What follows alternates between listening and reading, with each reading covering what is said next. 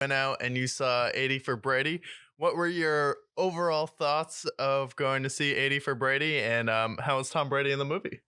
So 80 for Brady. I went in there with what I think most people should go in there with. 80 for Brady is not made for a 24-year-old like me. It's made for my mother. It's made for women who are between 40 and 65, or dare I say 80.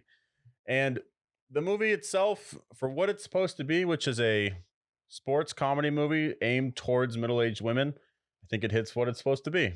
And movie centers around four women that are getting older, and one of them, they have, it looks like their health is declining, so they want one last big experience with her four friends.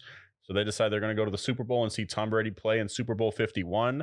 Okay, so it's got some heart there. It It's like got a has heart. it's got to like it has a reason to exist. It's not just like four random horny old ladies. It's actually a reason behind what they're doing and why they're Yeah. acting a little wilder than maybe your normal 80-year-old grandma would do. Maybe Yeah. your 80-year-old grandma's not at home doing cocaine off Guy Fieri like Jane Fonda, but in this movie, hey, that's what we're doing.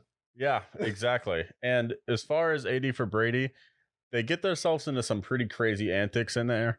Another thing before I hop into what they were doing, the casting for it was perfect. They got Yeah. Sally Field, who doesn't like Sally Field? They got Jane Fonda, who even at the age of 85 looks fantastic. And then there was little cameos here and there. They had Jimmy Yang. He was in what is it called? Silicon Silicon Valley. Valley. Yep. And then Good they had stand-up like comedian. Mark Reblet. They had obviously there was NFL cameos as well. You saw Edelman and Gronk and Brady and all those other guys, but Yeah. it's the little cameos that really stood out for me. Any rappers? I can't remember any rappers off the top of my head. But they had but the Brady cameo. So when I watched this movie, one of my drawbacks for it was it felt like this is a movie that if I was Tom Brady, I wouldn't deny either, because it's literally about these four women who are all greased up about Tom Brady.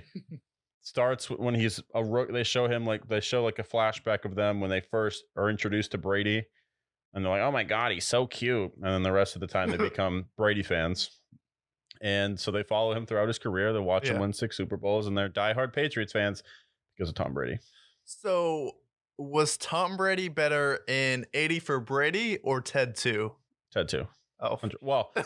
Well, that's just because his moment in Ted 2 was just fantastic. It was magical. But this movie, I think it's worthy. I think if you have a mom or an aunt or a grandmother you want to watch this with, go ahead and watch it. I think it's funny. It's a good time, and I had some good laughs in there. There's some good moments in there, 100%.